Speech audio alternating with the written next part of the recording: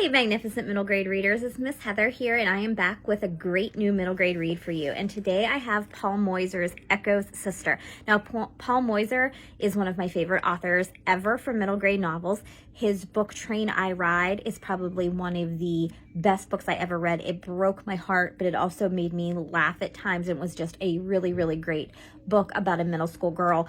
Much like Echo's Sister, which is about 12-year-old Elle. Her real name is Laughter, but she likes to go by Elle. And when she starts 7th grade, she's determined that it's going to be her best school year ever until she gets some unexpectedly bad news about her younger sister.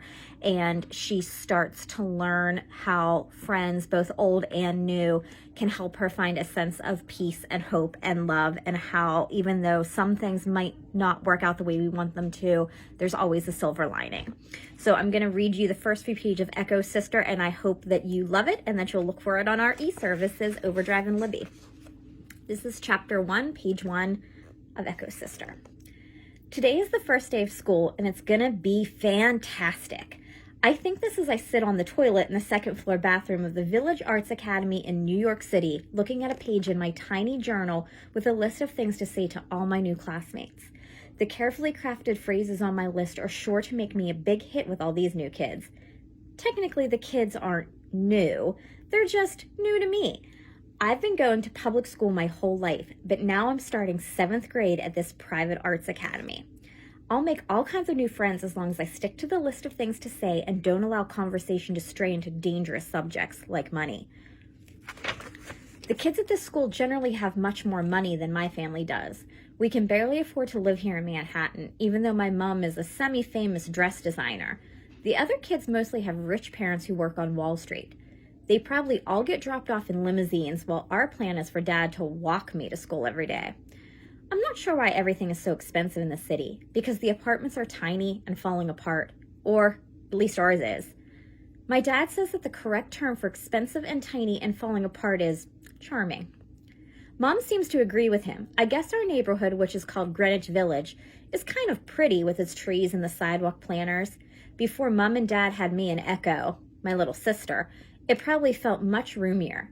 Now there's 4 of us crammed into an apartment we can barely afford and which we can't afford to leave. 7th grade is obviously the luckiest grade, so I'm sure the Village Arts Academy won't crumble to the ground, even though it's like 150 years old. At least not while I'm in 7th grade, the luckiest. And there's really nothing wrong with this school that $1 million worth of disinfectant couldn't fix, particularly in the bathrooms. This is foremost in my thoughts as I sit on the toilet reviewing my list of things to say to make a good impression on my new classmates.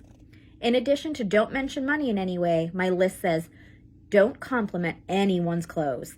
Everyone here wears the same uniform, so obviously that would sound stupid.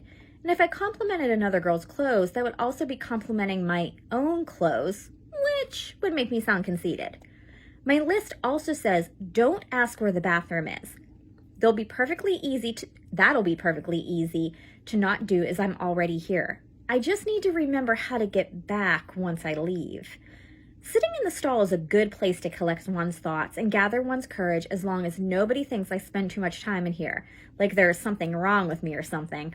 It's not that I'm embarrassed, like a physical human being who has to use the bathroom. I am one. It's just that in books and cartoons and movies, the characters never have to pee. So it seems weird to bring it to anyone's attention.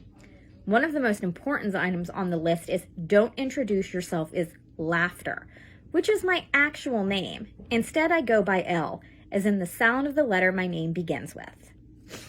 So that is the first few pages of Echo's Sister about 12-year-old Laughter, who has to find hope where she doesn't really think there is any. This is a fantastic book. Paul Mosier is a great author, and I hope that you keep reading and love it as much as I do.